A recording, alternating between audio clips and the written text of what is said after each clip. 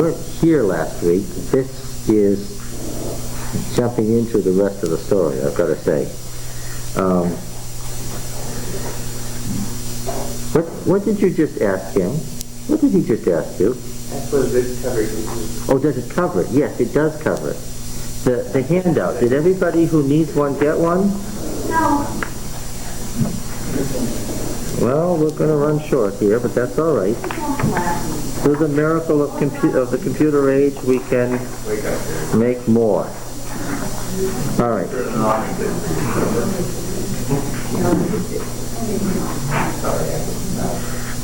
We did the first historian. Now, a chance to use that investment. We haven't started reading the history yet, so we haven't looked at the book, but I want you to look at the book and bring it next week. I want you to read chapters 7 and 8 in John Bright's History of Israel. Chapter 7, the period of Assyrian conquest, from the mid-8th century to the death of Hezekiah. And I want you to read chapter 8 about the kingdom of Judah, and this covers the last century of the kingdom of Judah. Read chapter 7 and 8. Bring the book with you. Read 7 and 8, bring it with you. At 3 o'clock. History of Israel, Bright. History of Israel. I think everybody bought it. Okay. Now then. We said that everything depended on Josiah's reform. Everything depended on Josiah's reform, and the reform was carried out. And what happened? The reform was carried out, and what happened? Josiah was killed. Josiah was killed. Well, everybody dies, so he was killed, so...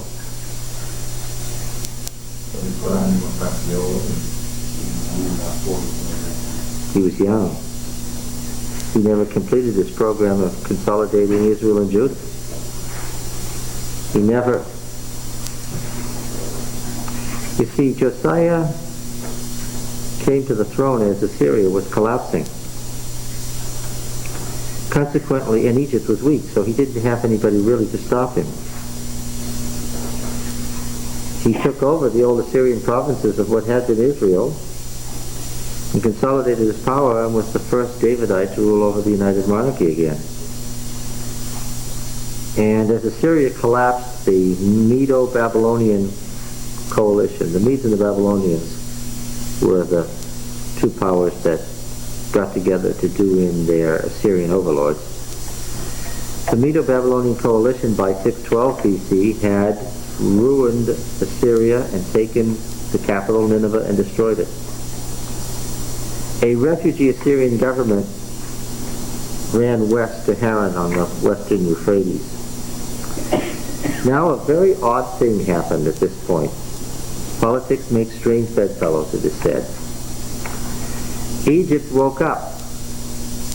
A new pharaoh came to the throne who was vigorous, and it suddenly dawned on him that a weakened Assyria would be just the thing, because a weak Assyria wouldn't have any control over Palestine. But the Medo-Babylonian coalition, if they destroyed Assyria completely, would be very potent.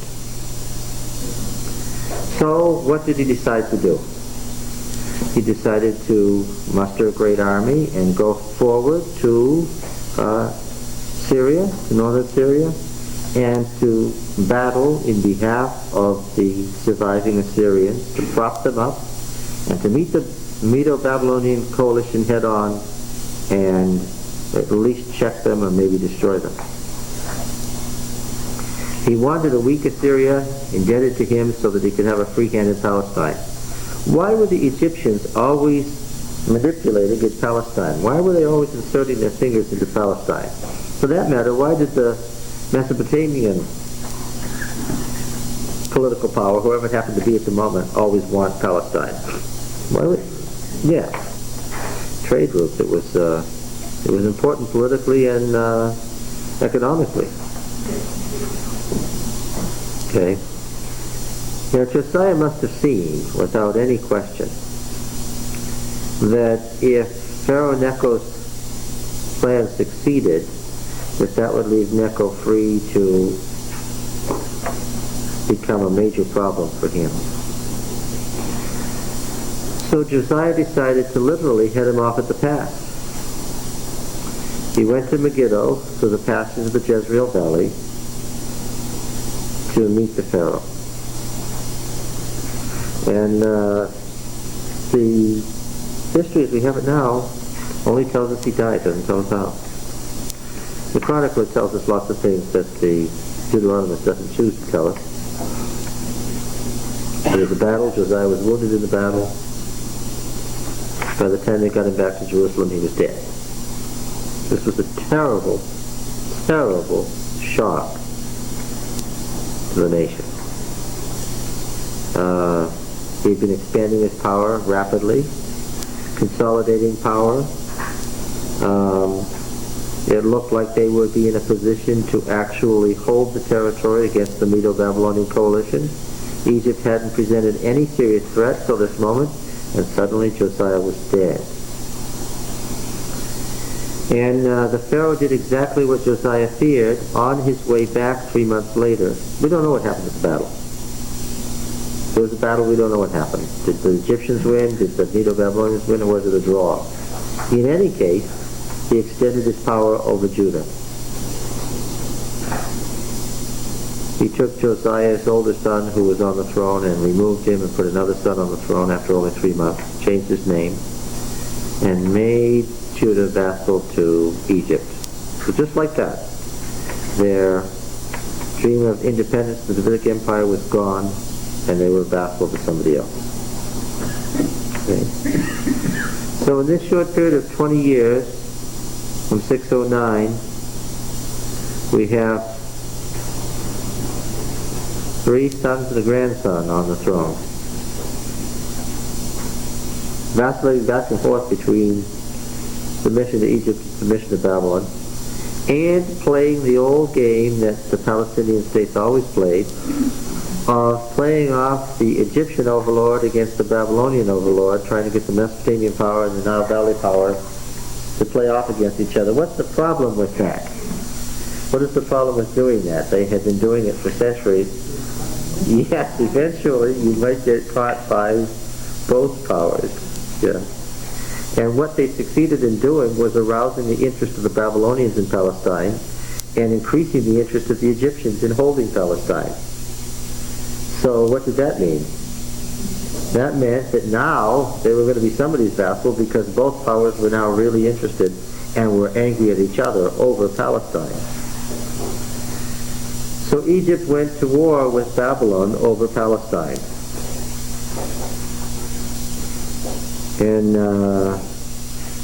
Necho wasn't able to hold his advantage. In 605, in the second battle, the Egyptians lost. And Nebuchadnezzar sent his troops into Palestine. Now they weren't vassals to Egypt, they were vassals to Babylon. I'm sure they hoped to get off easy from the Babylonians. I'm sure they hoped for that. They hoped that the Babylonians wouldn't hold them too secure for playing the Egyptians off against them, because after all they had tried to stop Egypt in the first place. And you remember, Hezekiah had been in league with Babylon to rise against Assyria in the previous century. So there was some hope that the Babylonians would be our friends, but they weren't. All right. And they continued to rebel and hope for the revived Davidic state. And Nebuchadnezzar gave them his wake-up call in 597, when he sent his troops to reduce the country and to take 10,000 of the upper classes away as captives and hold them just south of Babylon as hostages, in the hopes that holding the upper classes hostage right under his nose would prevent the country from continuing to be rebellious, for fear that he would butcher the hostages that he held. Did it work? Not at all. They continued to rebel, continued to rely on Egypt. Finally, Nebuchadnezzar, having had enough and not being able to afford this constant rebellion on the edge of Egypt, decided what? They'd have to simply destroy the Davidic state and follow the Assyrian pattern of deporting the population, and just settle some of their own people there and hold it as a garrison, just garrison it against the Egyptians. That was the only way he was going to be able to protect the western end of his empire. And that's what he did. And they came in and they slaughtered a huge amount of population and exiled to Babylon and to northern Mesopotamia the majority of those who were left. Appointed a Babylonian governor who was a Jew, to a member of David's royal family, to run the now province of Judah, or Babylon. Left troops there, but some of the remnants of the Judean army in the field came back after the main body of the Babylonian army withdrew and butchered poor Governor Gedaliah and all of his troops, and then fled off to Ammon. And so then all the people who were left said, Nebuchadnezzar is going to blame us for this act, so what had we better do? We'd better get out of here before he gets back here and finds out that we've killed his troops and his governor. Now where did they go? It's the only place they could go. They went to Egypt. In the hopes that by fleeing into the Egyptian empire, they would be saved from the wrath of Nebuchadnezzar. How do we know this story? Because someone wrote it. Somebody added to the great history that ended with Josiah, added a long section that runs all the way down to 560 BC. Now, what theological problems were created by the exile? Everybody ought to be able to speak to this and rather easily and fully. What was the problem? The promise to David, you say. What was the promise to David? That would last forever. That wasn't probably the original promise, but that's what it was believed to be. What else would stand besides the monarchy?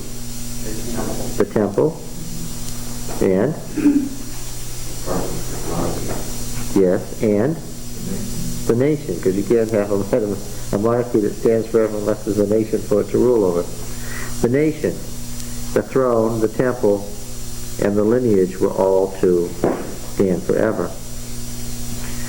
This Judean royal theology is really what accounts for their willingness to continue to involve themselves in revolt after revolt after revolt.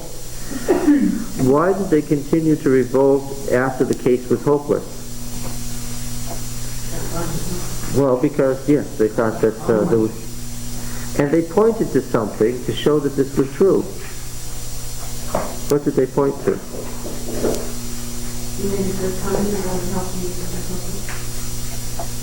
Who? No, that isn't what they pointed to. What did they point to more recently than that? That made them think that the temple will stand forever and that the Davidic king is safe no matter what happens? Hezekiah, 100 years earlier. What about Hezekiah did they rely on as a certainty that nothing would happen? They were surrounded by the Assyrians and things. The Assyrians were the horror of their day, and even the Assyrians had not been able to destroy the rebellious Hezekiah. And when they actually surrounded Jerusalem, it was the Assyrians who were destroyed, without Judah having to do anything. So they assumed what? Do it again. He did it before.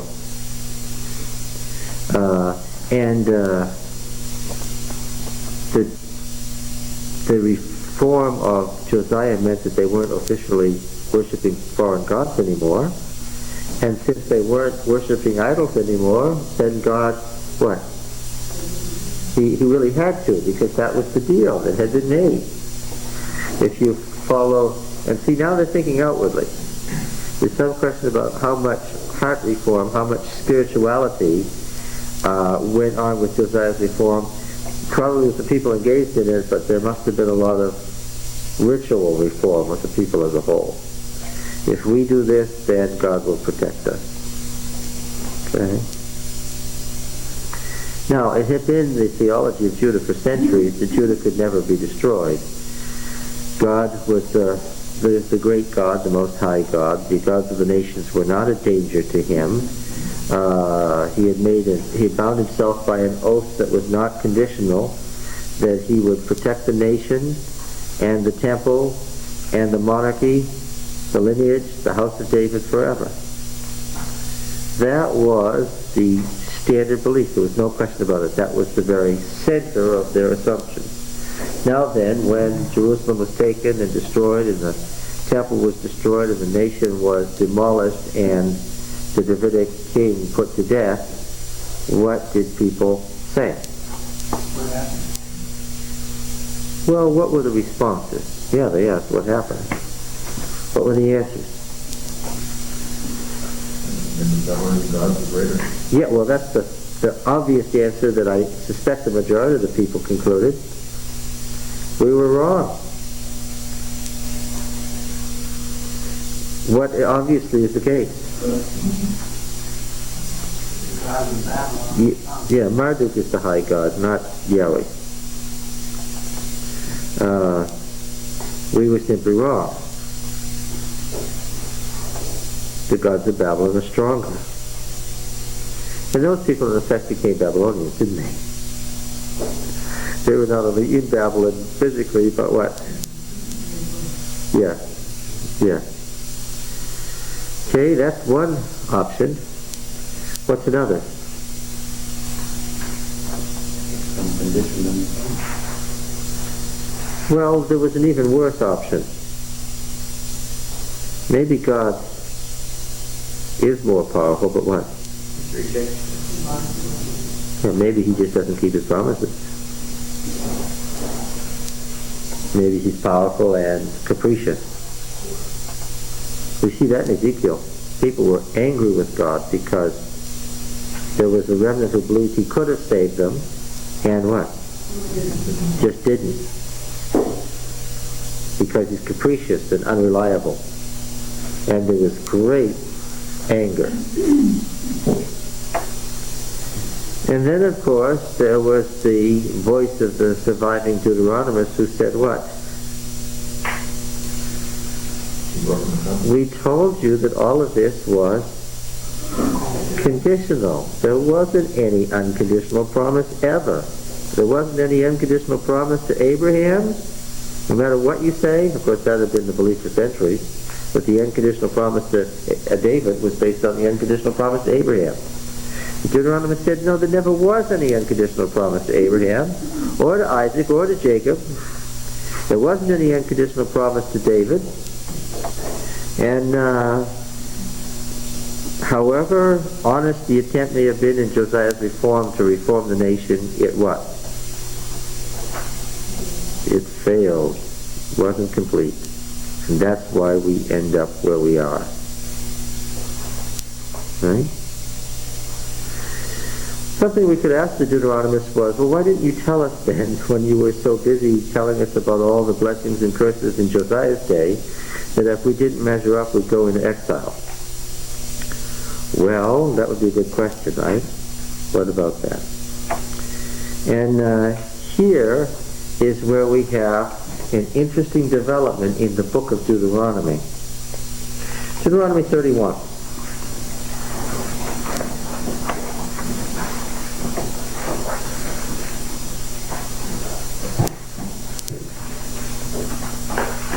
Deuteronomy 31. Let's see how good you are. Deuteronomy 31 and verse 1. What can you tell from verse 1? By now, By now, you should be sophisticated enough readers so that you don't skip these little things as if they're not significant. By now you know that a lot of the indication of what is going on is in these transitions. Now, we had a beautiful and complete description of the covenant ceremony with the blessings and curses in Deuteronomy 28, and a long sermon in Deuteronomy 29 to make sure you keep this covenant because it's life and death for you. And you reach a logical conclusion, and then you have these words, 31:1. So Moses continued to speak these words to all Israel, and he said to them. Now that's a real clear indicator. What is it? This is an add-on. That's exactly what it is. It's painfully apparent that it's an add-on. We got to the end, and right after the word the end came what? Yes, but Moses continued. Yes. You get a sense that there must be something in 31 and what follows it that needs to be added on.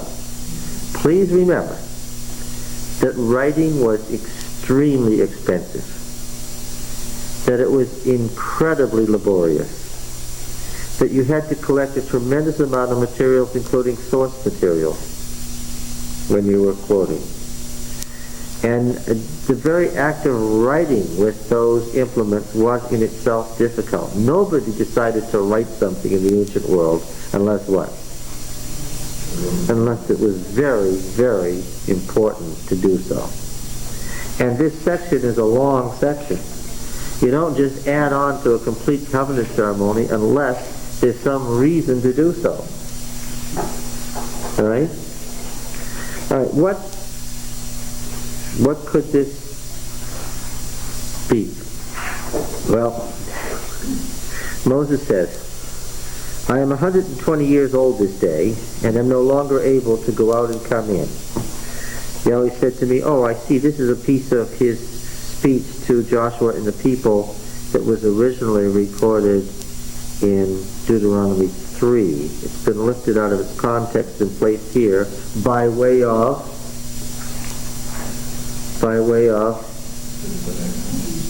introduction to what he's about to say. Okay. This moving pieces of text around is the business of the people who are making up books and writing in those days. Said, I am not able to go over and go out and come in. Yahweh said to me, you shall not go over this Jordan. Yahweh your God himself will go over before you. He will destroy those nations before you, so that you shall dispossess them. And Joshua will go over at your head as Yahweh has spoken. And Yahweh will do to them as he did to Sihon and Og, the kings of the Amorites, into their land, when he destroyed them. And Yahweh will give them over to you, and you shall do to them according to all the commandment which I command you. Be strong and of good courage. This was the sermon from DTR 1 that he was using to introduce the covenant history. Be strong and of good courage. Do not fear or be in dread of them, for it is Yahweh your God who goes before you, and he will not fail you or forsake you.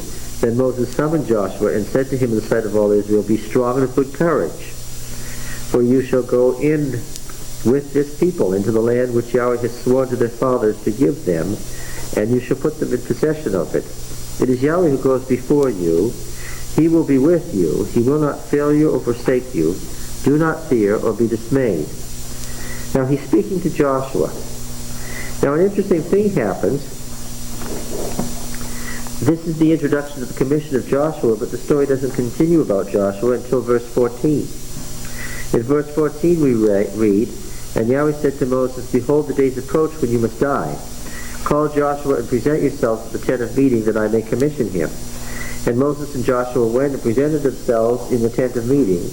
And Yahweh appeared at the tent of meeting in a pillar of cloud, and the pillar of cloud stood by the door of the tent. But you can tell that that's still not the end of the story, and it doesn't go on talking about that. It starts talking about something else. In verse 23, we have the rest of the story, and Yahweh commissioned Joshua. That clearly is the next verse. Are you following me? Come here and I'm going to commission him. What do you expect it to say next? God appeared to them. They were all standing there. And what do you expect it to say? So the Lord gave this commission, but it doesn't say that till verse 23. These are typical signs of insert. In verse 23 it says, and Yahweh commissioned Joshua the son of Nun and said, be strong and of good courage. That's been the theme ever since verse 2. So there's a story here about the commission of Joshua, all right, and it's a very connected, complete story, and it follows logically. Only what has happened to the story? It has been broken up by inserts. And so he said, you shall bring the children of Israel into the land which I swore to give them. I will be with you. And that's obviously the end of the story about the commissioning of Joshua, right? Now, we have a very complete story with some inserts. It would be easy if there was just one set of inserts, but there are two. Okay? But we're equal to the task. We've been through Numbers 14. We can deal with this. Let's see what the first insert was, verse 9. This is the conclusion of the covenant ceremony that DTR1 had described. Remember that Deuteronomy 1 was writing during the time of Josiah. And in Josiah's day, what did they discover? The book of the law. That was their phrase. And where did they discover it? In the temple. Okay? The book of the law was a complete thing unto itself, a whole covenant ceremony. So complete a covenant ceremony that Josiah could take it and read it as a covenant ceremony by the king's pillar, just the way Joshua had made the covenant ceremony in Joshua 24. It was a complete unit unto itself, the book of the law. So we read in verse 9, and Moses wrote this law. The whole covenant story has been told by DTR1 to its end. And now this is his conclusion. Moses wrote this law and gave it to the priests, the sons of Levi. And when we actually do an exegesis of Deuteronomy, we'll talk about why does he have a different set of priests than he has.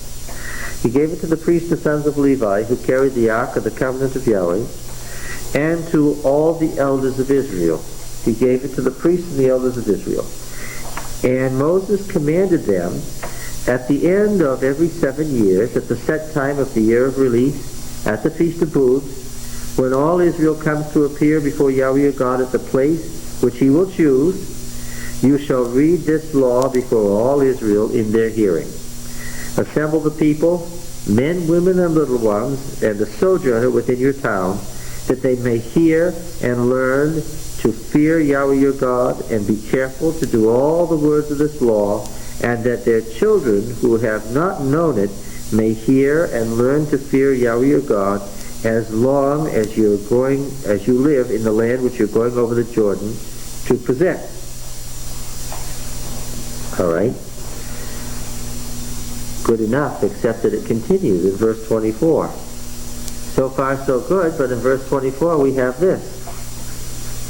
When Moses had finished writing the words of this law in a book to the very end, Moses commanded the Levites who carried the ark of the covenant of Yahweh, take this book of the law and put it by the side of the ark of the covenant of Yahweh your God, that it may be there for a witness against you. For I know how rebellious and stubborn you are. Behold, while I'm yet alive with you, today you've been rebellious against Yahweh. How much more after my death? Okay? And that fits very, very appropriately with the time of Josiah, because the book of the law is put where? With the ark. Where did they discover the book of the law? In the temple. And when they read the book of the law, Josiah is horrified. The book functions as what?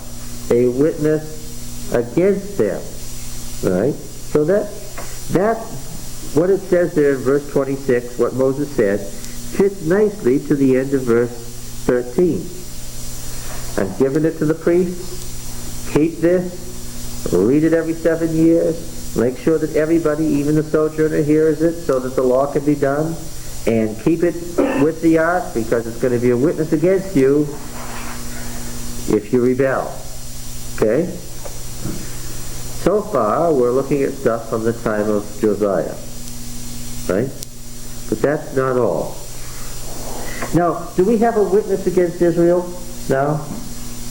Do we have a witness that will live on against Israel after Moses died? Yes, the book of the law. Okay? Now then, in verse 16 we have something that we've skipped over. And Yahweh said to Moses, "Behold, you're about to sleep with your father." Now he's already been told that. The fact that he's being told that again is already an indication. "Then this people will rise and play the harlot after the strange gods of the land, where they go to be among them. And they will forsake me and break my covenant which I have made with them. Then my anger will be kindled against them in that day, and I will forsake them and hide my face from them." I want you to notice the phrasing. There's a reason. "And I will forsake them and hide my face from them." Never been said before. "And they will be devoured, and many evils and troubles will come upon them, so that they will say in that day, Have not these evils come upon us because our God is not among us?" Because our God is not among us.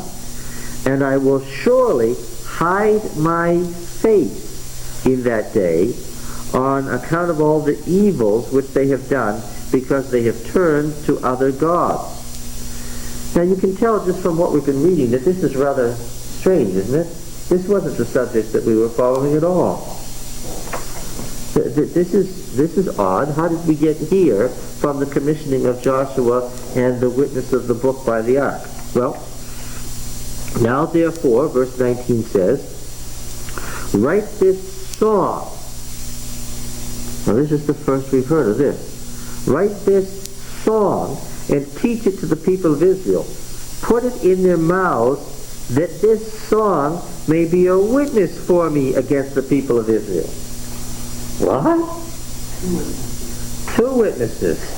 We already had a witness. What was it? The book of the law. Now what do we have? We have a song that's going to be a witness. Okay? "That this song may be a witness for me against the people of Israel. For when I have brought them into the land flowing with milk and honey, which I swore to give to their fathers, and they have eaten and are full and grown fat," have eaten, grown full, and are fat. Here are the words. Put them aside for a moment in your memory. New terms. Hide my face. Eaten, grown fat. Store them here on your memory board here for a moment. We're coming back to them. Okay? "When they've grown fat, they will turn to other gods and serve them and despise me and break my covenant. And when many evils and troubles have come upon them, this song shall confront them as a witness. For it will live unforgotten in the mouths of their descendants. For I know the purposes which they are already forming before I have brought them into the land that I swore to give." So Moses wrote this song the same day and taught it to the people. And then the next verse is about the commissioning, which wasn't the topic. Does it say anything more about the song and the people learning it and the witness and so forth? Well, yes, it does in verse 28. "Assemble to me all the elders of your tribes and your officers, that I may speak these words in their ears, and call heaven and earth," here's another phrase to put on the memory board, "heaven and earth to witness against them." Oh, now listen, folks, this is beginning to get to be too many witnesses here. Who's the witness against them now? Heaven and earth. Now, if you're beginning to get confused, don't worry about it. That heaven and earth will witness against them. "For I know that after my death you will surely act corruptly and turn aside from the way that I commanded you, and in the days to come evil will befall you, because you will do what is evil in the sight of Yahweh, provoking him," there's that phrase provoking again, provoking him to anger through the work of your hands. Okay, now, I can see some editorial things that have gone on here, and I know why they've gone on. For instance, in verse 24, Moses had written the book, didn't he? It was all over, and he handed it over to the priests and the elders up in verse 9, right? Up in verse 9, he wrote it, he finished it, he handed it over. Who has it? Who's holding it now? The priests, right? Now in this verse 16, which I'm going to say is an insert, Moses is writing a song that's going to live unforgotten as a witness. Where is that song found now? It's found in the book of Deuteronomy. Now Moses has already handed the book over. He doesn't have it anymore. But the song is in the book as we have it. So what are you going to have to do?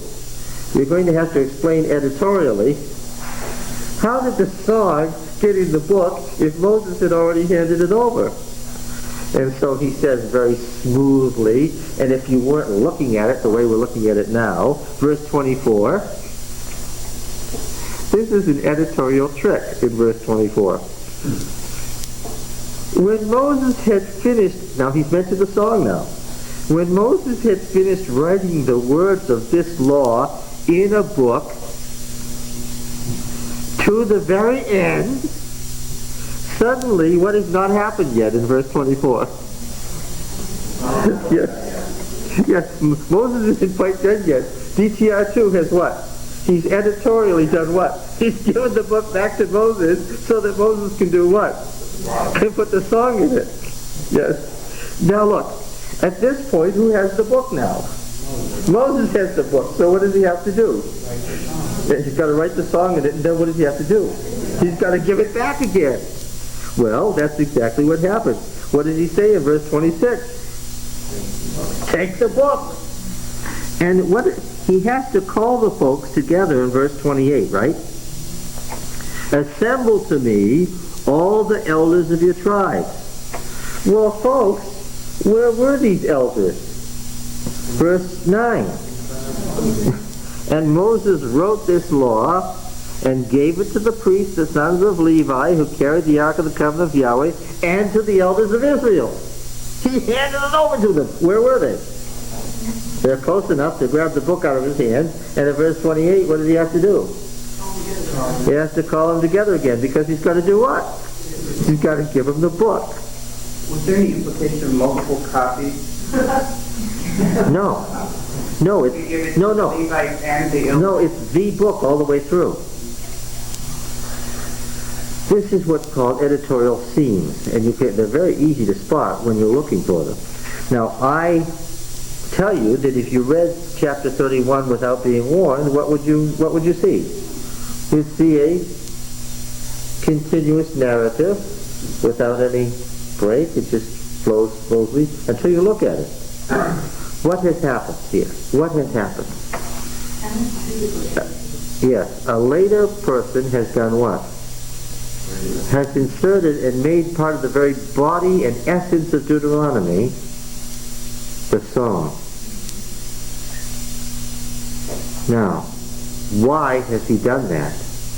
What's so important about the song, this ancient hymn, that this person needs to get it into Deuteronomy? And to say it's part of the deal. This song was part of the covenant deal from the beginning. This is the deal, because they're going to say that God has hidden his face from us. Right? Well, what had we better do now? We better read the song. Okay? Deuteronomy 32. Deuteronomy 32. Alright? Then Moses spoke the words of this song until they were finished in the ears of the assembly of Israel. The so-called lawsuit of God. The lawsuit of God. Future covenant. Ancient, generally believed to come from the period of the Judges.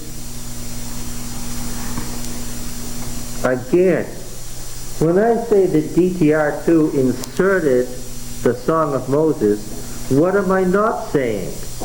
He wrote it. That he wrote it or that he made this up. What he's doing is saying, this has relevance. This was part of the deal. This is part of the covenant. Let's look at this to answer our question. Okay? Here we go. Give ear, O heavens, and I will speak. And let the earth hear the words of my mouth. Don't need to go any further. What is it, Richard? Heaven and earth are witnesses. Heaven and earth are witnesses. The phrasing that heaven and earth are witnesses in the insert, in the prose insert, comes from where? Comes from the song. Okay. May my speech drop as the rain. How appropriate. My speech distill as the dew, as the gentle rain upon the tender grass, and as the showers upon the herb. For I will proclaim the name of Yahweh and ascribe greatness to our God. Proclaiming the name, it turns out, this favorite Deuteronomic phrase, this whole name theology, comes from where? Comes from the song, the ancient song. This is how prose theology developed from ancient poetry. When we read this about the Song of Moses in Revelation, we're not talking about Exodus 15, we're talking about Deuteronomy 32. Okay? All right. He's going to proclaim the name, ascribe greatness to the name. Here he goes. This is the actual body now. That was the introduction. The rock. His work is perfect. For all his ways are justice. A God of faithfulness, without iniquity, just and right is he. They have dealt corruptly with him. They are no longer his children because of their blemish. They are a perverse and crooked generation. Do you thus requite Yahweh, you foolish and senseless people? Is not he your Father who created you, who made you and established you? Remember the ancient days. Consider the years of many generations. Ask your father, and he will show you. Your elders, and they will tell you. When the Most High gave to the nations their inheritance, when he separated the sons of man, he fixed the boundaries of the peoples according to the number of the sons of God. But Yahweh's portion is his own people. Jacob is his allotted inheritance. The sons of God. Yeah, that's the correct, yes. The point here is that the nations belong to the God, but Jacob belongs to the Most High. He found him in a desert land and in the howling waste of the wilderness. He encircled him. He cared for him. He kept him as the apple of his eye, like an eagle that stirs up its nest, that flutters over its young, spreading out its wings, catching them, bearing them on its pinions. Yahweh alone did lead him, and there was no foreign god with him. He made him ride on the high places of the earth, and he ate the produce of the field. And he made him suck honey out of the rock, and oil out of the flinty rock. Curds of the herd and milk from the flock, with the fat of lambs and rams, herds of Bashan and goats, with the finest of the wheat and the blood of the grape, you drank wine. What's the picture here? Israel is found dying in the howling wilderness and moves into the rich wealth of the covenant land. Okay? And what happens as a result? What happened as a result? Group that. But Yeshurun waxed fat and kicked. You waxed fat, you grew thick, you became sleek, that is round.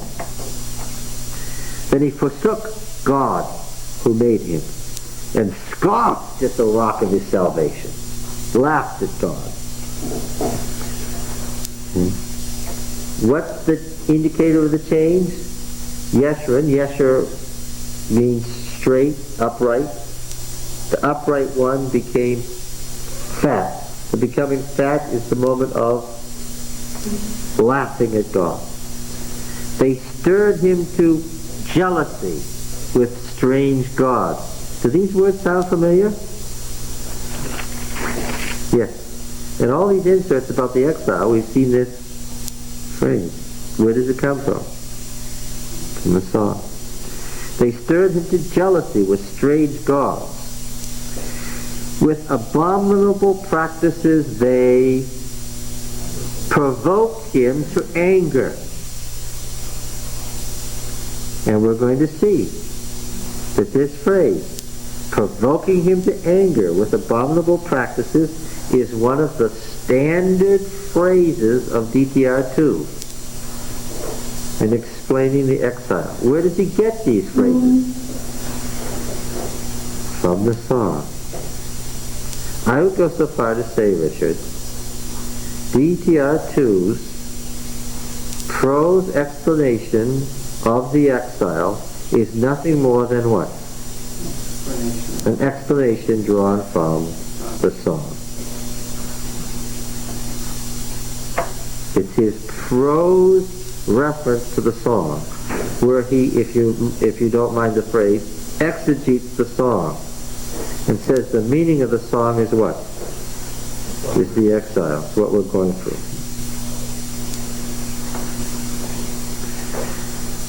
They stirred him to jealousy with strange gods. With abominable practices they provoked him to anger. They sacrificed to demons. Now when we see the description of Judah doing this, we're going to know where the description came from. They sacrificed to demons which were no gods, to gods they had never known, to new gods that came in of late, whom your fathers had never dreaded. You were unmindful of the rock that begot you, and forgot the God who gave you birth. What's God's reaction? Yahweh saw and spurned them because of the provocation, same word, of his sons and daughters. And he said, everything from here to the end is God speaking, and he said, what does he say? I'll hide my face from them. Get it right? Right? Oh, that's the opposite of the blessing that's supposed to be transformed. Yes, so my eyes and my heart will be on this place forever. I'll hide my face from them. Shine upon you, yes. All right. Back to 19. You're saying that phrase, sons and daughters, should be sons of God. No. No relation to the other. Sons and daughters is Israel. He said, I will hide my face from them. I will see what their end will be. They are a perverse generation, children in whom is no faithfulness. They have stirred me to jealousy with what is no God. They have provoked me with their idols.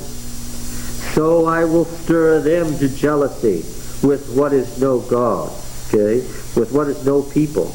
I will provoke them with a foolish nation. For a fire is kindled by my anger, and it burns to the depths of Sheol, devours the earth and its increase, and sets on fire the foundation of the mountains. And I will heap evils upon them. What did it say? Many evils will come upon them? Isn't what that said in the prose? I will heap evils upon them and spend my arrows upon them. They shall be wasted with hunger and devoured with burning heat. Now I'm reading the last part of the covenant verses in Deuteronomy 28 about the exile, and what am I reading? I'm reading this passage here. The strange nation and so forth. They shall be wasted with hunger and devoured with burning heat and poisonous pestilence. And I will send the teeth of beasts against them with the venom of crawling things of the dust. In the open the sword shall bereave, and in the chambers shall be terror, destroying both young man and virgin, the sucking child and the man of gray hairs. Now, the next verse is exceedingly important. What God says in the next verse is, I would have sent them into exile and annihilated them in exile, except my name would have been hurt. So he says, I won't annihilate them in exile.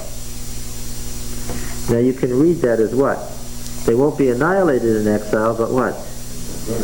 But they'll go to exile. And DTR2 makes this a key. That God won't annihilate us in exile, but he didn't say that he wouldn't send us into exile. This is it here. This is the verse. Now remember, DTR2 is using an ancient hymn and calling their attention to it. And he's saying, in effect, have you forgotten? Yes. This ancient song where God warned, I would have said, I will scatter them afar. The scattering afar is what? The exile. I will make the remembrance of them cease from among men. Here it says that he would have used the exile to do what? To obliterate them totally. Except that, he won't obliterate them totally, had I not feared the provocation of the enemy, lest their adversaries should judge amiss, lest they, the other nation, should say, our hand is triumphant, Yahweh has not wrought all this. And here God's concern is not for Israel itself, but for what? His reputation among the nations, because he has to be concerned that they not judge amiss. And here we have that typical Deuteronomic vacillation between Israel as God's special people and God's care for the nations as a whole. Just about the time you think that everything that's important happens to Israel, the Deuteronomists will what? Will insert God's relation to the other nations as also God's concern. Now, God's going to bring judgment on the other nations. Verse 28 is not talking about Israel. This, he has brought up the other nations now, and it so often happens in Hebrew poetry, when they introduce a new topic, they talk about it for a while. For they are a nation void of counsel, and there is no understanding in them. If they were wise, they would understand this. They would discern their latter end. Now there's an eschatology built into this, and you've got to catch it. There's God's people turning away from him and being destroyed. And then there's the destruction of the nation that destroys them. And that's the latter end. Do you remember the phrase, the latter days, in Deuteronomy 4 in the insert? Okay. What would they understand? What would the foreign nation understand? They would understand their own end by looking at Israel's end. The pagan nation should see that the way God has destroyed Israel, his own people, is a forerunner and prediction of what? Of how they are going to be destroyed. They ought to be able to see that God's hand is in the ease with which they destroy God's people. They should be able to discern how one person could chase 1,000 and how two could put 10,000 to flight. They should have seen that their destruction of God's people was too easy. They should have seen that they were able to destroy God's people this easily. Why? Because God was with them to do that. And they didn't get it. Instead, they said what? It's because of our great power. Yes. Yeah, that's right. How should one chase 1,000 or two put 10,000 to flight unless their rock had sold them and Yahweh had given them up? And they should be able to see that because they should understand that their gods are as powerful. For their rock is not as our rock, even our enemies themselves being judges. The argument here is, if the pagan nation could destroy us, and the pagan nation knows or should know that our God is more powerful, and we are destroyed this easily, then what? Then they should know that they will be destroyed even more easily. For their rock is not as our rock, even our enemies themselves being judges. For their vine comes from the vine of Sodom and from the fields of Gomorrah. Their grapes are grapes of poison, their clusters are bitter. Their wine is the poison of serpents and the cruel venom of asps. Is not this laid up in store with me, sealed up in my treasuries? Vengeance is mine, and recompense, for the time when their foot shall slip. For the day of their calamity is at hand, and their doom comes swiftly. For Yahweh will vindicate his people, and have compassion on his servants, when he sees that their power is gone, and there is none remaining bond or free. Then he will say, where are their gods, the rock in which they took refuge, who ate the fat of their sacrifices and drank the wine of their drink offerings? Let them rise up to help you. Let them be your protection. And of course, what do God's people who have no power left have to say to God when he asks this? When God asks them, where are your gods now? What do they have to say? There aren't any. And God says, see now that I, even I, am he. And there is no God besides me. So that everything that happened was what? Everything that happened to them and to the enemy nation, everything that happened was what? Was the hand of God. Remember that the Deuteronomists talk about the other gods, and then they turn around and say what? Oh, I was just talking, they aren't gods. See now that I, even I, am he, and there is no God besides me. I kill, and I make alive. I wound, and I heal. Right? We have that absolute sovereignty of God that you're never going to find is let go of in the Bible. If Israel is destroyed, why? By an enemy nation, why? Because God raised up the enemy nation to destroy Israel. And if the enemy nation is destroyed, then why? Because God destroyed the enemy nation. And if Israel is renewed, why? Because God chooses to renew. I kill and I make alive. There's no, oh, the devil did it. Well, if the devil did it, as he did in Job, why did he do it? Because God told him to. I kill and I make alive. I wound and I heal, and there's none that can deliver from my hand. I'm not surprised if this turns up in Daniel. In the poem against Nebuchadnezzar, what is Nebuchadnezzar made to learn? The Most High rules in heaven and on earth and gives it to whomever he will. And there's none that can deliver from his hand. For I lift my hand to heaven, his God, swearing by himself, and swear as I live forever.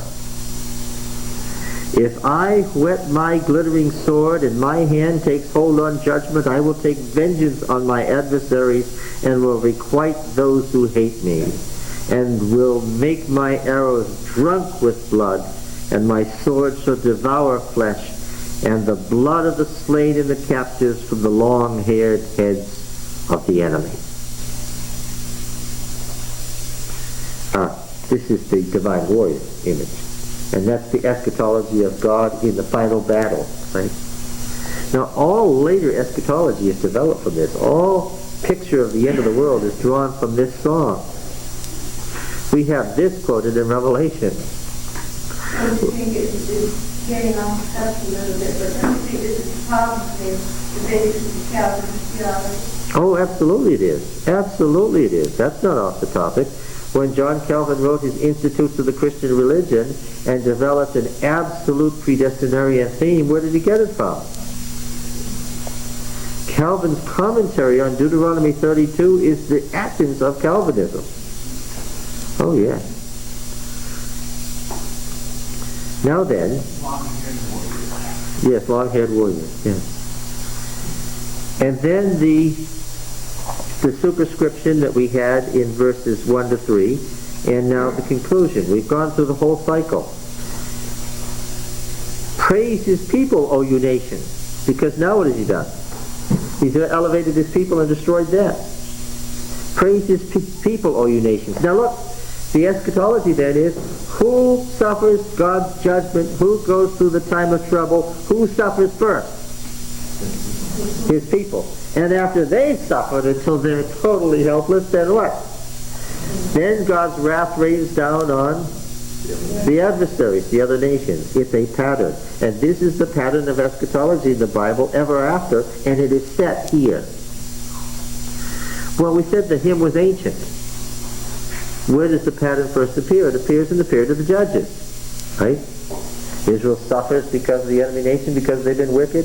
When they're destroyed and they cry out to God because they're done bond or free, then what? Then God comes in and rains down his judgment on the enemy nation. And his people are restored. And that pattern of Judges becomes the pattern of the history of the world itself. And finally, this is how the world will end. Get it? Praise his people, O you nations, for he avenges the blood of his servants and takes vengeance on his adversaries and makes expiation for the land of his people. So, DTR2 takes this ancient hymn from the period of Judges, which was the forerunner of this, and says what? What's going on now is just a much bigger, much more dramatic and bigger form of what? What went on before.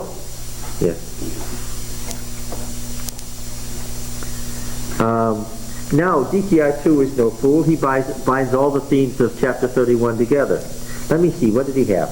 He had Moses writing the law book, he had Moses in the song, and he had Moses and Joshua, with Joshua getting commissioned, right?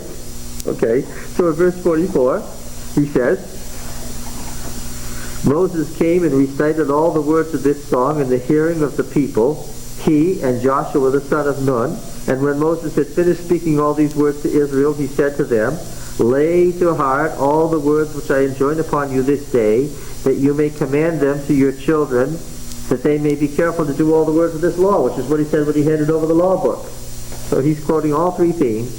For it is no trifle for you, but it is your life, and thereby you shall live long in the land which you are going over the Jordan to possess. What do you think? Now, what I think is that you should read Deuteronomy 32, 3 or 4, half a dozen more times. Okay? Now then, let's look at this insert. How did we get here? We were trying to read Deuteronomy 1 to 4. We were trying to read Deuteronomy 1 to 4. And we got to Deuteronomy 4:25.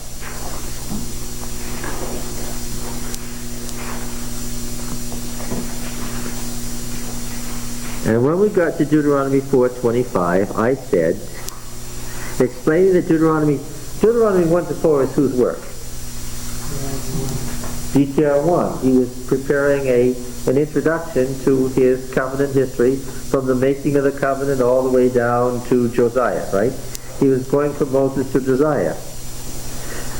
But then we got to verse 25 about the exile, and I said, we have to stop here and we have a little detour to make. Okay? And here's what verse 4:25 says. Remember we were in the devouring fire speech?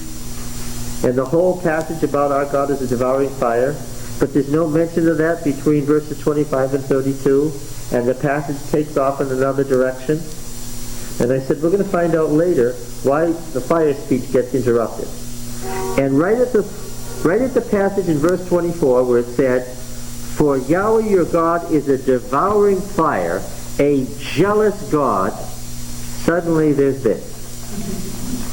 When you beget children and children's children and have grown old in the land. This doesn't happen right away. It's a long time from now when you've grown old in the land. If you act corruptly by making a graven image in the form of anything, and by doing what is evil in the sight of Yahweh your God, so as to provoke him to anger, Ding, ding, ding, ding, ding. What is this? What are these words? These words are pieces of the Song of Moses strung together so as to provoke him to anger. I call heaven and earth to witness against you this day. You get it? Now you wouldn't notice this unless what? Unless you work backward from the Song of Moses and the hints about the insert of the Song of Moses, because we can figure it out now. Whoever inserted these passages is the person who what? Inserted the song. Because all these passages sound alike. And they all come from Deuteronomy 32. I call heaven and earth to witness against you this day that you will soon utterly perish from the land which you're going over the Jordan to possess. You will not live long upon it, but will be utterly destroyed. Praise from the song. And Yahweh will scatter you among the people. Get it? And you will be left few in number among the nations, where Yahweh will drive you, and there you will serve gods of wood and stone, the work of men's hands, that neither see nor hear nor eat nor smell. But from there, to have no senses, to the Hebrew mind where everything is sensory, to have no senses is the same as what? It's not to be in existence. This is what the Greek means by non-existent. Okay? But isn't all this though, to really emphasize Exodus 20, you should have all the gods before me? No, to emphasize Deuteronomy 5.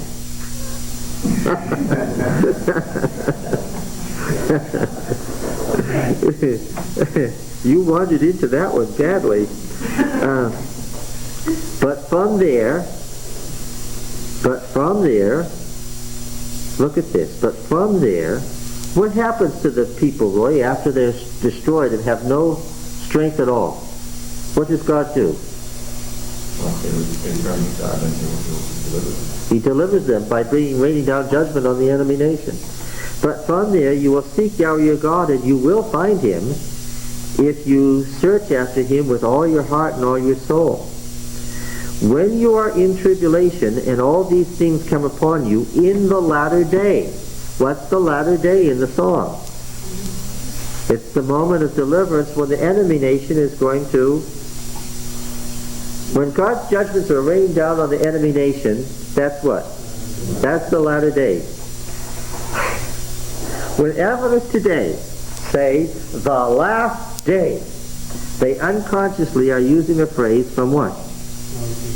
From the Song of Moses, which means the moment when God is raining down his judgments on the adversary nations after they have nearly annihilated his people.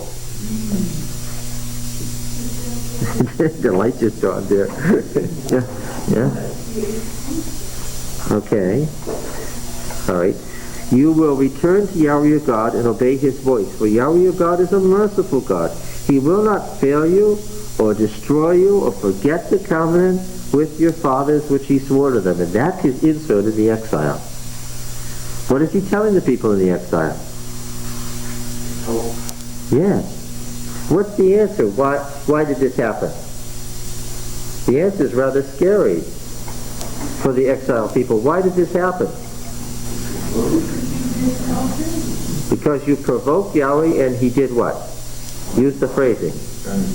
He hid his face from you just as what? Just as he promised that he would. But because he always keeps his promises, now that we're annihilated and helpless, what? And now comes the time of restoration. Yeah. So, the hope came from the song. And we have to say, DTR 2 was no less important than DTR 1. He didn't make many changes, but what? By a skillful shift of 162 verses, he's going to change the whole emphasis of the Deuteronomic history from the time of Josiah to what? To renewal in the exile. Now, It's a pretty skillful person who can come up with an answer and give the answer with that parsimonious a work. Who is DTR2 and what's his relationship to the historian of the time of Josiah? Well, we can't know for sure. It could be the disciple of the first historian. It could be a son or successor of the first historian. Or, of course, it could be what? It could be, yes. Don't get confused now. DTR2, who is always going to remain separate in our minds as a literarily separate layer, DTR2 may be what? Maybe DTR1.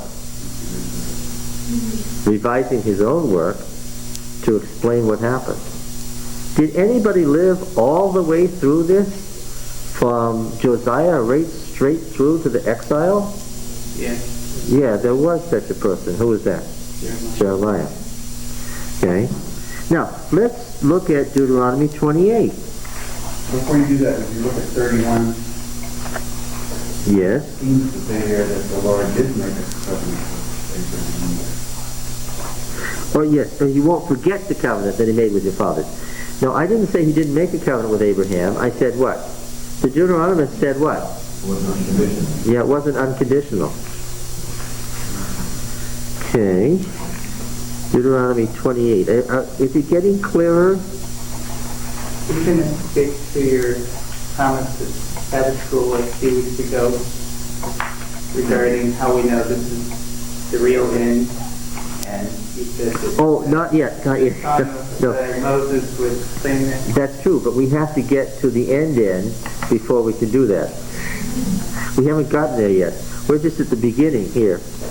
Look, here's something that you can spot right away. I think you can spot this one rather easily. And it's the passage that begins in verse 25. Let's read it. DTR1 is writing. Okay? The first historian is writing in the time of Josiah. Josiah, you know, was frightened by all the curses. So there were real severe curses in the body of the work as it originally existed, even before DTR2. Yahweh will cause you to be defeated before your enemies. You shall go out one way against them and flee 7 ways before them. That's every direction, of course, 7 ways. And you shall be a horror to all the kingdoms of the earth, and your dead bodies shall be food for the birds of the air and the beasts of the earth, and there shall be no one to frighten them away. The Lord will smite you with the boils of Egypt, and with the ulcers and scurvy and itch of which you cannot be healed. Yahweh will smite you with madness and blindness and confusion of mind, and you will grope at noonday. The blind grope in darkness, and you'll have not prosper in your ways, and be oppressed and robbed continually, and there'll be no one to help you. You shall betroth a wife, and another man will lie with her. Build a house and not dwell in it. Plant a vineyard and not use the fruit of it. Your ox shall be slain before your eyes, and you not eat of it. Your ass shall be violently taken away from before your face, and not be restored to you. Your sheep shall be given to your enemies. There'll be no one to help you. Your sons and daughters shall be given to another people, while your eyes look on and fail with longing for them all the day. And it shall not be in the power of your hand to prevent it. A nation which you have not known shall eat up the fruit of your ground and of all your labors. And you shall be only oppressed and crushed continually. And you shall be driven mad by the sight which your eyes shall see. Yahweh will smite you on the knees and on the legs with grievous boils, of which you cannot be healed, from the sole of your foot to the crown of your head. Yahweh will bring you and your king whom you set over you to a nation that neither you nor your fathers have known, and there you shall serve other gods of wood and stone, and you shall become a horror and a byword and a proverb among all the peoples where Yahweh will lead you away. You shall carry much seed into the field, and shall gather little in, for the locust shall consume it. You shall plant vineyards and dress them, but you shall neither drink the wine. Did you catch it? Are you good editors? Did you catch it? There's a whole long list of curses that they will experience in the land. And in verse 38, you'll carry much seed into the field and gather in little. And what had he just talked about in the preceding verse? They were in exile. The whole thing flows smoothly except verses 36 to 38. He's talking about all the bad things that you're going to experience in the land. You'll be oppressed and crushed, your children will be taken away, your ox, your ass, your sheep, your goats. It won't be in your power to prevent it. You'll flee 7 ways. You'll carry much seed in the field, gather little in, for the locust will consume it. You'll plant vineyards and dress them, but don't drink its wine. It's all flowing about awful things that will happen in the land. And in the middle of this, rather awkwardly I might say for Deuteronomy 2, there's what? There's a statement about the king and all the people being carried away into exile. That's one of his worst inserts, folks. He generally is very, very, very good about inserting at points where his inserts flow with the topic at hand. But here, you can see it. It stands out because the next verse goes right back to what's going to happen in your fields. So verses 36 to 38, you can just put a little box around them, and if you'll read around the box, you'll see that, sure enough, that's a rather awkward insert about exile. Whenever we have these passages about exile, remember that explicitly mentioned in exile. DTR 1 says you're going to perish from off the land. That doesn't necessarily mean exile, does it? Because there are, alas, what? Lots of ways to perish, as Deuteronomy 28 says.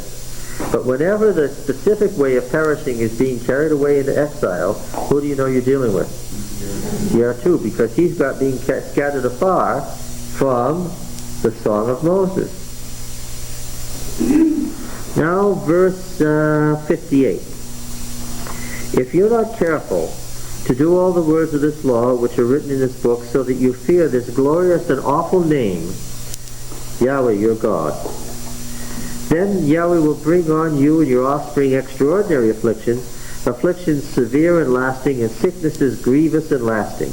And he will bring upon you again all the diseases of Egypt which you were afraid of, and they shall cleave to you. Every sickness also, and every affliction which is not recorded in the book of this law. The book of this law tells you who's writing. It's a completed, total package. Who's writing? The book of the law. Who's writing? DTR 1. This is a Josianic reform phrase. Well, what did Josiah consult to decide what to do? The book of the law. Everything that isn't written in the book of this law, Yahweh will bring upon you until you are destroyed. Now the opposite of the original covenant blessing with Abraham. Whereas you were as the stars of heaven for multitude, you will be left few in number, because you did not obey the voice of Yahweh your God. And what is that? That's what? The end. That's the end. That's the end of the curses of Deuteronomy 28. And, Lucy, and, no, what do you know? Yes?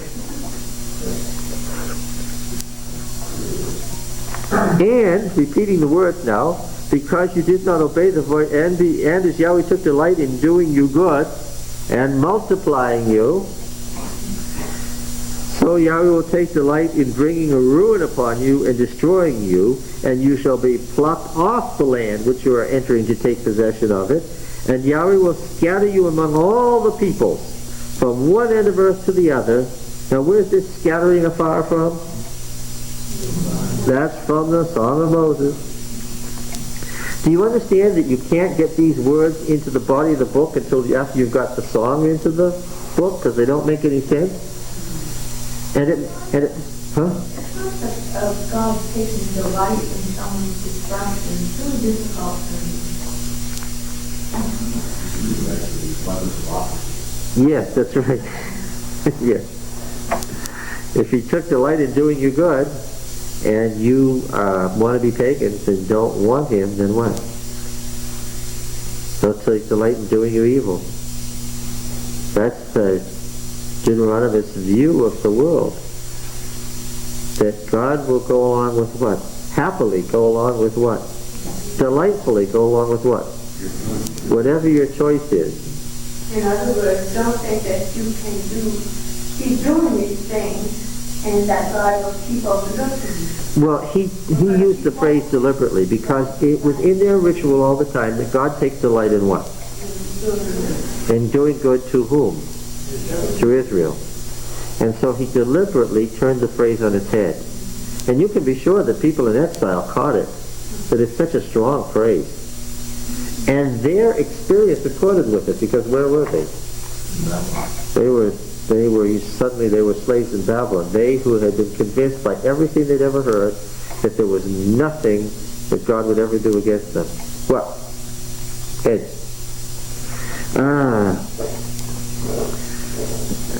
From one end of the earth to the other, and there you will serve other gods of wood and stone which neither you nor your fathers have known. And among these nations you shall find no ease, and there shall be no rest for the sole of your foot. But Yahweh will give you there a trembling heart, and failing eyes, and a languishing soul. Your life shall hang in doubt before you. Night and day you shall be in dread, and have no assurance of your life. In the morning you'll say, would that it were evening, and in the evening you'll say, would that it were morning, because of the dread which your heart shall fear, and the sights which your eyes shall see. Now they're already in exile. What could they be dreading in exile? Well, we're going to see. They're dreading death in exile, but from what?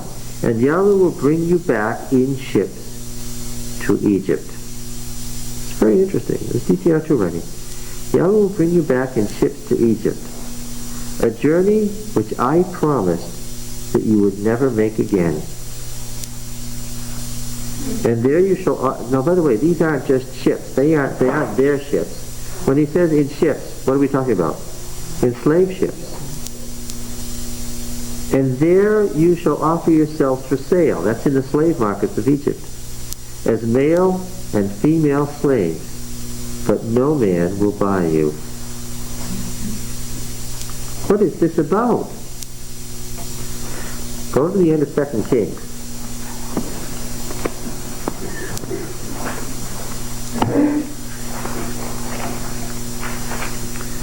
Go to the end of 2 Kings. Not to Josiah, but to the DTR end. Chapter 25.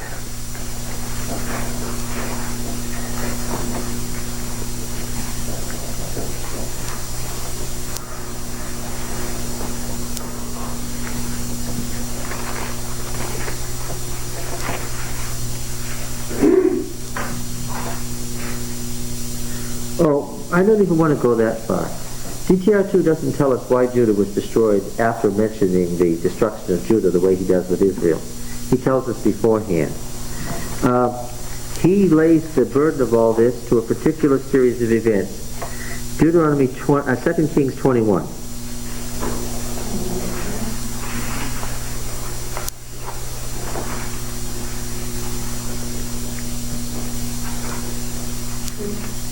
In 2 Kings 21, DTR1 is talking about the sins of Manasseh. And he writes in verse 5, DTR1 now, and he built altars for all the hosts of heaven in the two courts of the house of Yahweh. This is what DTR1 had mentioned in Deuteronomy 4. And he burned his son as an offering. And he practiced soothsaying and augury and dealt with mediums and wizards. He did much evil in the sight of Yahweh, provoking him to anger. The provoking to anger is an addition. Can you get it? And the graven image of Asherah that he had made, he set in the house of which Yahweh had said to David and to Solomon his son, in this house and in Jerusalem, which I have chosen out of all the tribes of Israel, I will put my name forever. And the subject was putting the name in the temple forever. I will not cause the feet of Israel to wander any more out of the land which I gave to their fathers, if only They will be careful to do according to all that I have commanded them, and according to all the law that my servant Moses commanded them. But they did not listen, and Manasseh seduced them to do more evil than the nations had done, whom Yahweh had destroyed before the people of Israel. And Yahweh said by his servants the prophets, doesn't say who, we don't know of any prophets in the time of Manasseh, but this is DTR2 writing, because Manasseh king of Judah has committed these abominations and has done things more wicked than all the Amorites did who were before him, and has made Judah also to sin with his idols, therefore thus says Yahweh the God of Israel, behold, I am bringing upon Jerusalem and Judah such evil that the ears of everyone who hears it will tingle. I'll make you a hissing, a proverb, and a byword. From the Psalm. And I will stretch out over Jerusalem the measuring line of Samaria and the plummet of the house of Ahab. And I will wipe Jerusalem as one wipes a dish, wiping it and turning it upside down. And I will cast off the remnant of my inheritance, but Jacob is his allotted heritage. From the Psalm. I will cast off the remnant of my heritage and give them to the hand of their enemies, and they shall become a prey and a spoil to all their enemies, because they have done what is evil in my sight and provoked me to anger, since the day their fathers came out of Egypt, even to this day. There's the phrase.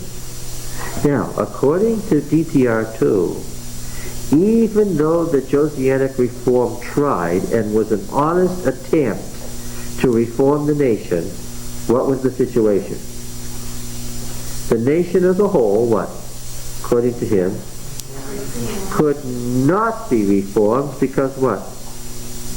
The evils that had set in Manasseh's reign were too deep and too great for the Josiah reform to succeed. That's what he said. Right? So he already tells you. See, by doing this, he makes the reign of Josiah an anticlimax. DTR1 had made Josiah's reform the climax of his work. But the way DTR2 inserts, you know before you ever get to the Josiah reform, what? It's not going to work. It's going to fail. He tells you that Judah is going to be destroyed before you get to Josiah's reform, and he does that deliberately. And then he doesn't comment on the destruction later. And commentators are all the time saying DTR2 isn't as good a writer as DTR1. He's not as able. He's not as sophisticated. He doesn't analyze the way DTR1 does. DTR1 gives you a long explanation of why Israel fell. DTR2 doesn't tell you why Judah fell. He's not as articulate. And I say that's nonsense. What? He tells you ahead of time. He wants you, if you're reading the history for the first time, not to ask the question, why did the reform fail? He wants to tell you in advance so that you'll know. May I wonder again? Sure. Okay, I mentioned that this is talking about Exodus. It seems to me that I know 1 to 4 is an introduction to the rest, but it seems to me that this even the second law is really bringing out the verses 4 and 5 of the second law. I mean, you still have all the verses. Yes, he is. You're correct. But the Decalogue is found in no. Okay. Keep going.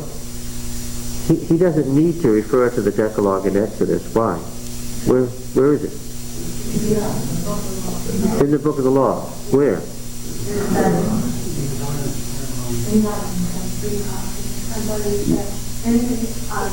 But where is it in Deuteronomy? It's the opening words of Deuteronomy. Did you miss that point? Deuteronomy 5. Keep your thumbs here. Deuteronomy 5, so now it's the opening of the ceremony. Of course, we haven't read this yet, so there's no automatic reason that you would know this, but how does the covenant ceremony begin? After you read the verbal introduction, it's the first words of Deuteronomy. Remember that Deuteronomy 4:44 is the introduction to Deuteronomy the book. Do you all remember that? That's the literary introduction. Then there's a verbal introduction, 5:1.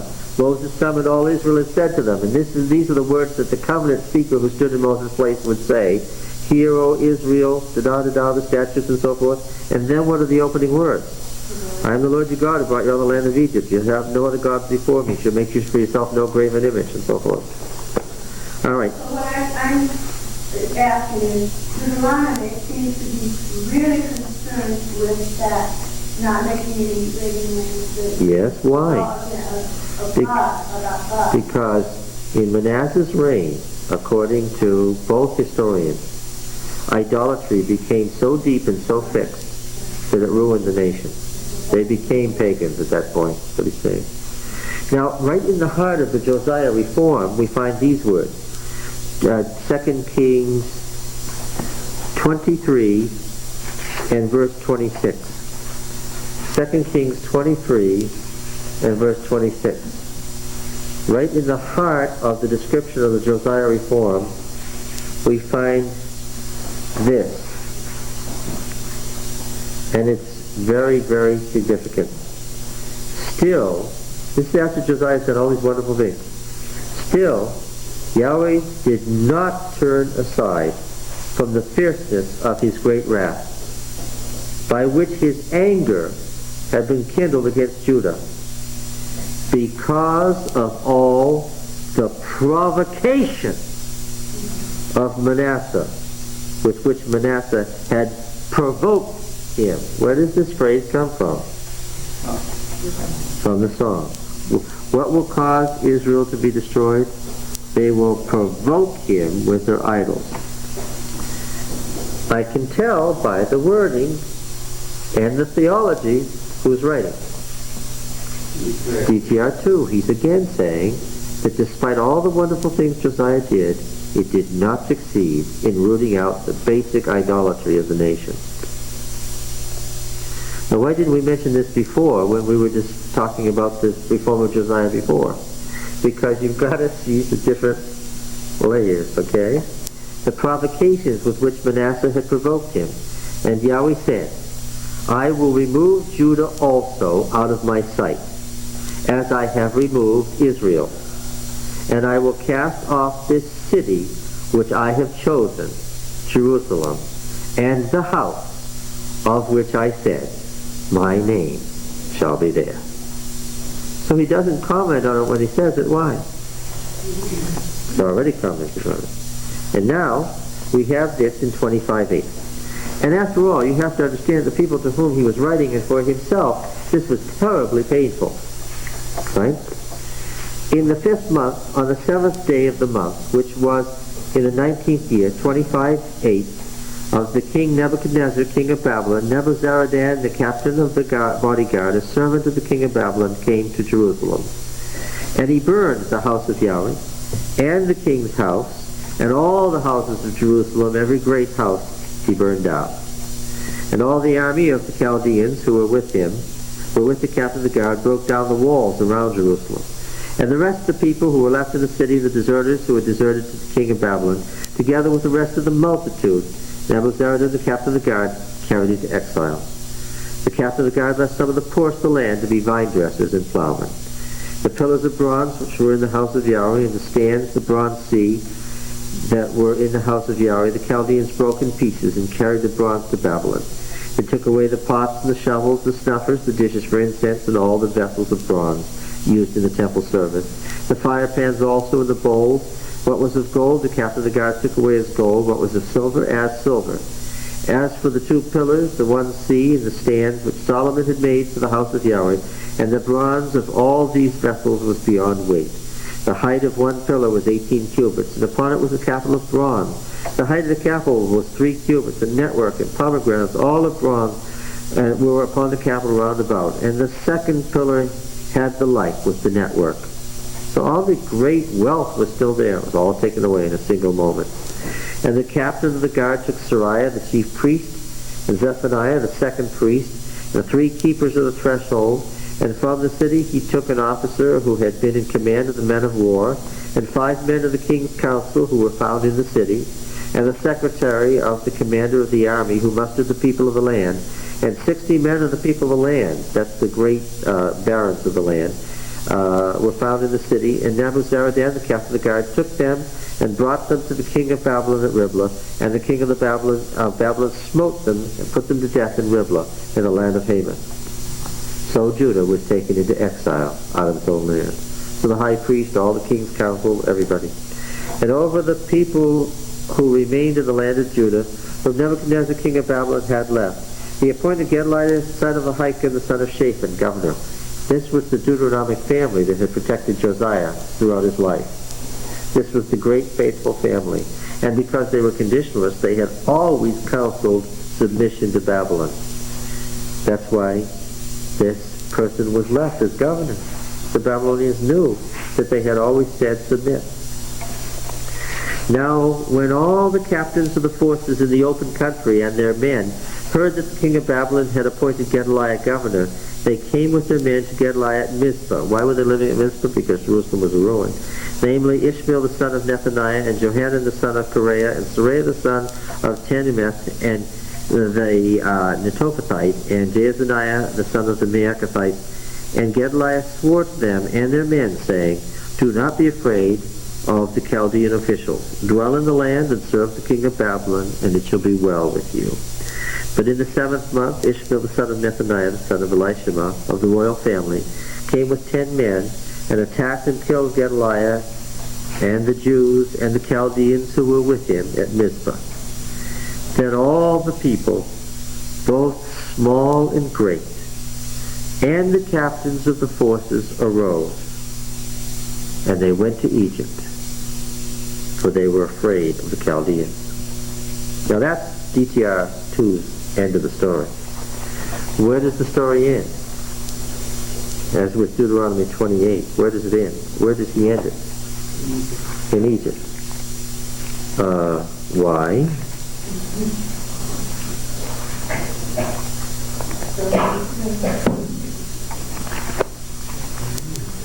What? That's probably where he ended. Yeah. It is generally accepted that DTR2 was what?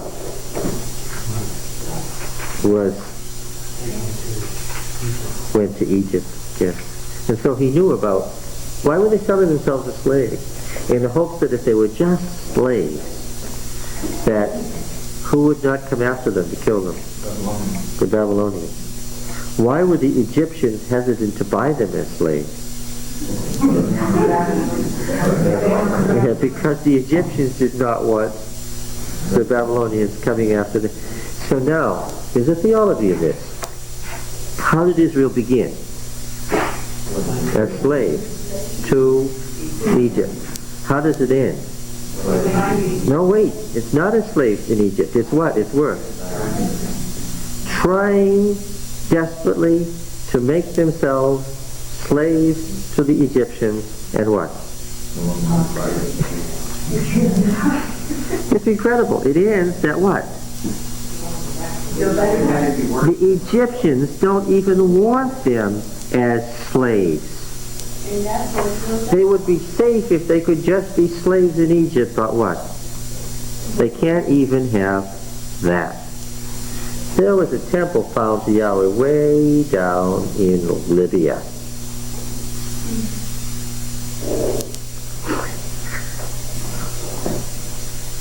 They went to the Sudan. They went to Libya.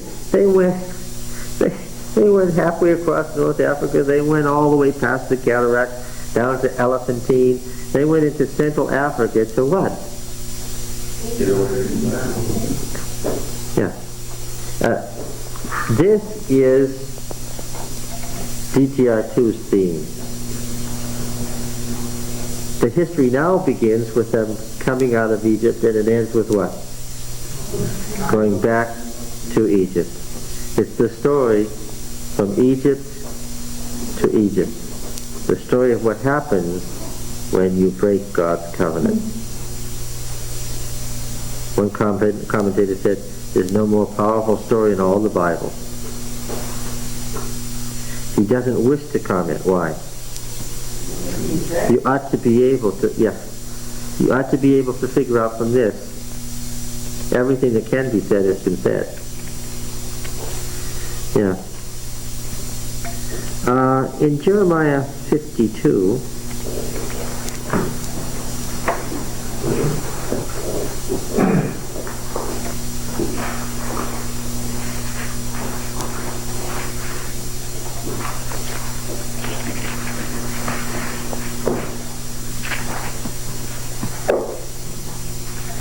we find some interesting words. In the captain of the guard, verse 24,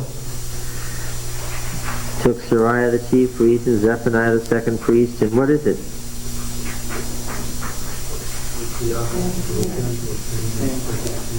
Yeah. It's the end of the book of Jeremiah is the end of the Deuteronomy history, DTR 2.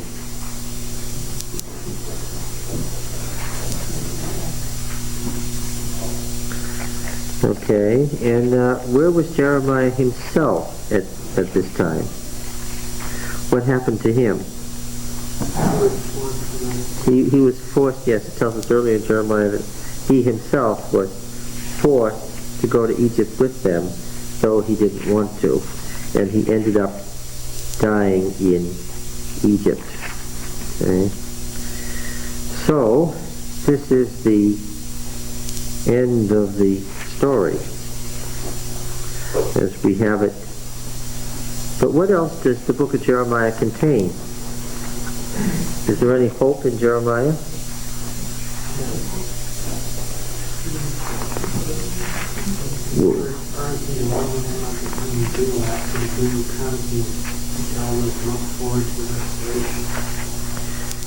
Yeah, how about, for instance, in Jeremiah 30,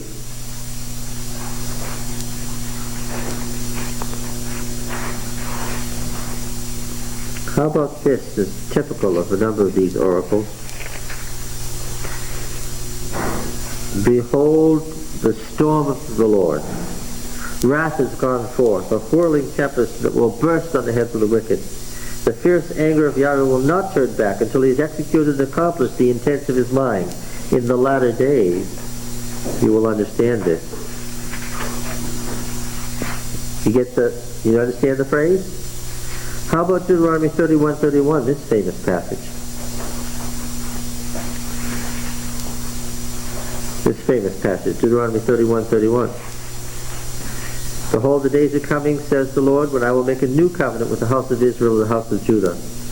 Not like the covenant which I made with their fathers when I took them by the hand to bring them out of the land of Egypt, my covenant which they broke, though I was their husband, says the Lord. But this is the covenant that I will make with the house of Israel after those days, says Yahweh. I will put my law within them, and I will write it on their hearts. Deuteronomy, Jeremiah 30:31. Yeah. Well, it's Jeremiah 31:31. You know it's not Deuteronomy 31:31. I will put my law within them, and I will write it on their hearts. And I will be their God, and they shall be my people, the original covenant promise. And no longer shall each man teach his neighbor and each man his brother, saying, Know the Lord, for they shall all know me, from the least of them to the greatest, says Yahweh. And I will forgive their iniquity, and remember their sin no more. Famous New Covenant passage. Well, let's look at Deuteronomy. Let's look at Deuteronomy, since you bring it up. Deuteronomy. What does DTR2 say about this new covenant?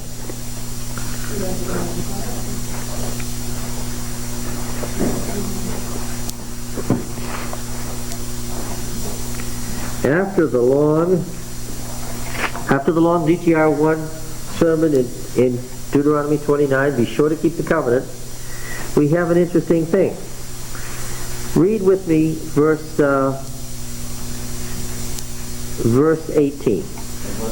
Deuteronomy 29, verse 18. 29:18. Deuteronomy 29 and 18. Everybody look at it. This is going to be an important one. Beware. This is DTR1 now, urging the people to keep the covenant. DTR1. This is the sermon exhorting to keep the covenant after he's written the covenant book as a whole. Beware, lest there be among you a man or a woman or a family or a tribe whose heart turns away this day from Yahweh our God to go and serve the gods of those nations, lest there be among you a root bearing poisonous and bitter fruit, one who, when he hears the words of this sworn covenant, blesses himself in his heart, saying, I shall be safe, though I walk in the stubbornness of my heart. This would lead to the sweeping away of the moist and dry alike. We're talking about the individual who secretly plans to be an idolater. Yahweh would not pardon him, but rather the anger of Yahweh and his jealousy would smoke against that man, and the curses written in this book would settle on him, and Yahweh would blot his name out from under heaven. And Yahweh would single him out from all the tribes of Israel for calamity, in accordance with all the curses of the covenant which are written in this book of the law. Up to verse 21, we're talking about an individual who secretly plans to be an idolater. One person. Now listen what happens.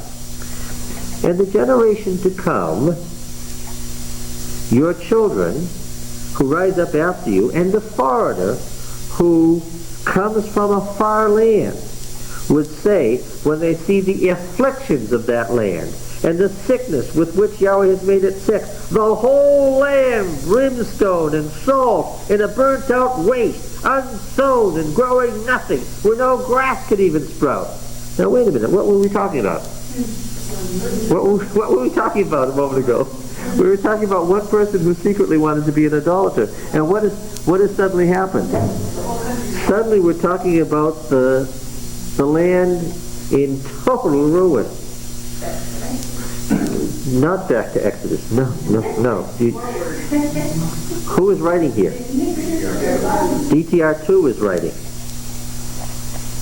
DTR2 is not interested in the book of Exodus. He's interested in the covenant found in Deuteronomy. He is a Deuteronomist. When they see the afflictions of that land, the sickness with which Yahweh has made it sick, the whole land brimstone and salt, a burnt out waste, unsown and growing nothing, where no grass can even sprout, an overthrow like that of Sodom and Gomorrah, Admah and Zeboim, which Yahweh overthrew in his anger and wrath. Yea, all the nations would say, why has Yahweh done thus to his land? What means the heat of this great anger? Then men would say it is because they forsook the covenant of Yahweh, the God of their fathers, which he made with them when he brought them out of the land of Egypt, and went and served other gods and worshipped them, gods whom they had not known and whom he had not allotted to them. Therefore, remember that's what it says in the song, the other gods are for the other nations. Therefore, the anger of Yahweh was kindled against that land, bringing upon it all the curses written in this book, and Yahweh uprooted them from their land in his anger and his fury and his great wrath, and cast them into another land as at this day. That's from the song. Now, chapter 30 and verse 1, he's inserting again.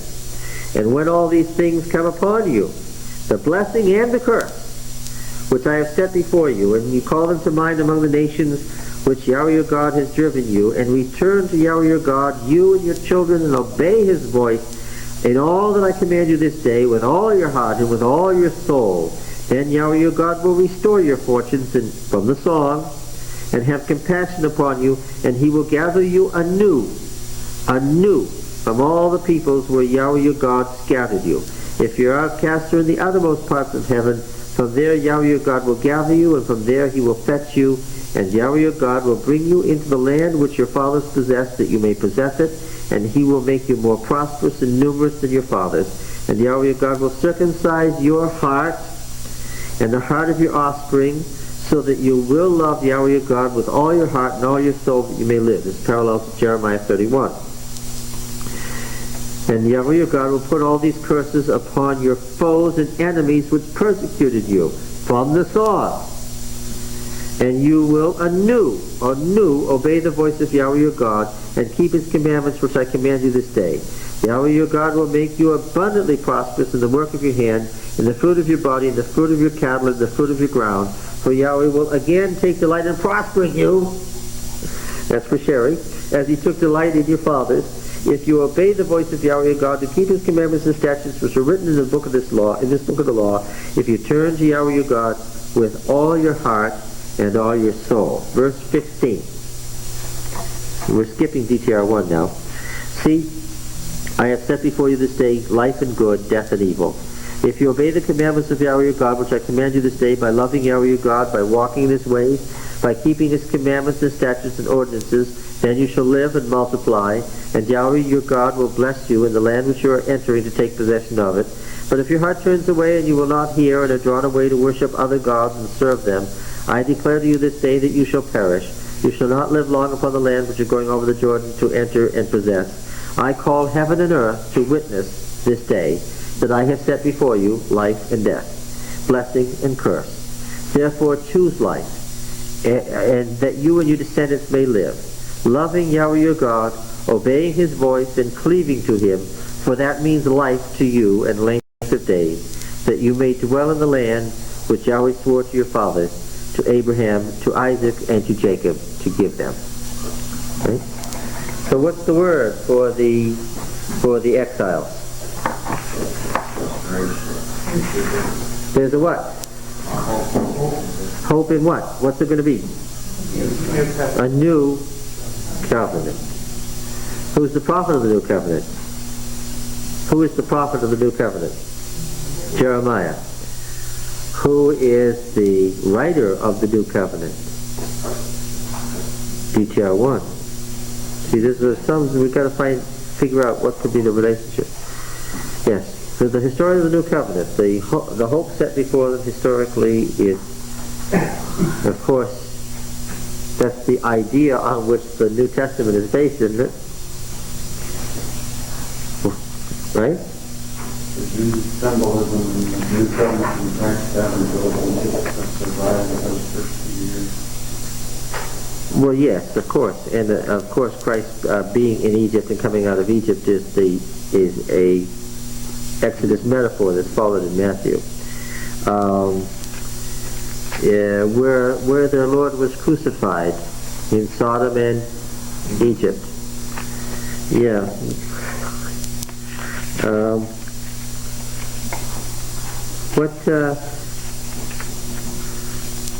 What did Jesus say at the Last Supper? This is my what? My blood of what? My blood of the new covenant. Yeah. There was a popular idea of a new covenant. What's the longest passage in the Old Testament quoted in the New? It's the New Covenant passage in Jeremiah 31 that we just read. Yeah. And where does that all come from originally? It comes from the restoration in the Song of Moses of God's people after they have been annihilated. The Song of Moses. Right? Now, how about that? You would think that the Deuteronomic history would have faded out of sight. It was linked to what event originally? Josiah's reform. And Josiah's reform failed. So what do you think would have happened to the Deuteronomic history? It just would have gone on the rubbish heap as the failed relic of a failed religious revival when Judah went into utter ruin. But because of DTR2, what is it? As what? As the basis of the New Testament. Yeah. Yeah. Wouldn't this be a part of their lives in which they had the renewal of the covenant every 7 years? So in those years, What were people saying in the exile? About Christ in the New Testament, but every time they have a crisis, they always have conflict. No. Well, yes, but what were people saying in the exile? Let's see what the two answers were again. This is what DTR2 was writing about. Why has this happened? What's the answer? Because the pagan gods are more powerful. That's number one. God's liar. Yes, because God just doesn't keep covenant. And what's his answer? This happened not because God isn't powerful, but what? But because he is powerful, and because he manipulates not only Israel, but all the nations to do his will. This happened because God is powerful. And why else did it happen? It happens because God does keep his covenant promises. Yeah, you didn't. He hasn't bound himself to any special people who can manipulate him. It's the reverse. And now, therefore, what? Since God is powerful and does keep his promises, what? Time to, yes, enter into a new covenant. Yes. How did these early books make it through the exile? Were there additional copies made that could be hidden away, or did somebody take these copies out of Jerusalem before they... Yeah, I'm going to say again that whoever made D were the great priests of the Mushite family, who kept this covenant renewal ceremony alive in the northern kingdom. And not only did they keep it alive, they protected it and brought it to Jerusalem when Israel was destroyed. And they kept it alive there and made it the basis of the program of reform in Josiah's day. And when that failed, and they knew the nation was going to be destroyed, they kept it safe through the actual destruction of the city, and they kept it alive, and they kept it alive in Egypt. And of course, there never ceased to be an Alexandrian Jewish community. Jews continued to survive there in Egypt all the way down to Christ's time, didn't they? And there is an Egyptian recension of the book of Jeremiah and a Palestinian recension that are quite different. But somebody thought that this was so important, that this was the key to everything, that it had to be kept and protected. It was protected first in Egypt, and then there's a note from what happened in Babylon. Clearly, it was not only kept alive in Egypt, but it was also sent. You can think of copying all this, what it must have been like. It was sent in its final form to Babylon. The book of Daniel knows about it. The Babylonian Jews know about the concept of a new covenant. And I'm going to say again, DTR2 was a powerful individual, an influential individual like DTR1, who said, I'm doing what? I'm adding this in, I'm adding that in, I'm saying, Moses, this is the deal that Moses made. Who does he think he is? Yes. By whose authority do you start messing with the history and adding things onto the book of Deuteronomy and say, this is part of the covenant deal, friends? By whose authority? What does he say? Well, whose place does he stand in? God speaks through Moses. And what? Once again, we have somebody saying, God speaks through Moses, and I am Moses. And I am here to tell you what the covenant is. This is another person who consciously thinks that what? He's writing the Bible. But wouldn't Yeah. it have to be, so if they had this thing in Deuteronomy 31, of renewal every 7 years, wouldn't there have to be someone like that? Yeah, sure. Of course it would be. To say, here's the covenant renewal ceremony, and oh, by the way, it's longer now than it used to be. And how did it get longer? I added to it. Well, yes, of course. Unless the person already had authority in people's minds, they would say, who do you think you are to adding to it? Yes. Jeremiah was the first. Well, Jeremiah was a priest. And a priest of what family? Of the Mushite family, descended from whom? The high priest Abiathar, the high priest who had been dispossessed in Solomon's day. If Abiathar hadn't banked on the wrong king, who would Jeremiah have been in his own day? He would have been the high priest. Yeah. And so we have to recognize with the fact that as the current oldest living descendant of Moses, and as the oldest living descendant of that priestly line, and also someone who possessed the gift of prophecy, he was someone who he denounced king after king after king, the foreign nations and their ambassadors and so forth, and he was never put to death. Why? People just had the fear that what? He may be what he claims to be. And there was always the fear that if you put a Mosaic prophet to death, that what? Remember what happened to Jezebel when she tried to murder Elijah, right? There was always that fear that he may be telling the truth, and if he is, what? Yes, yeah. Well, God will be licking my blood up from off the wall before tomorrow night. So, the story of the Bible is quite a story, isn't it? Deuteronomy is quite a story. Oh, we haven't started reading Deuteronomy yet, but we're there now. We're at the first verse of Deuteronomy, and so next week at 3 o'clock. All right, thank you. What was the necessity for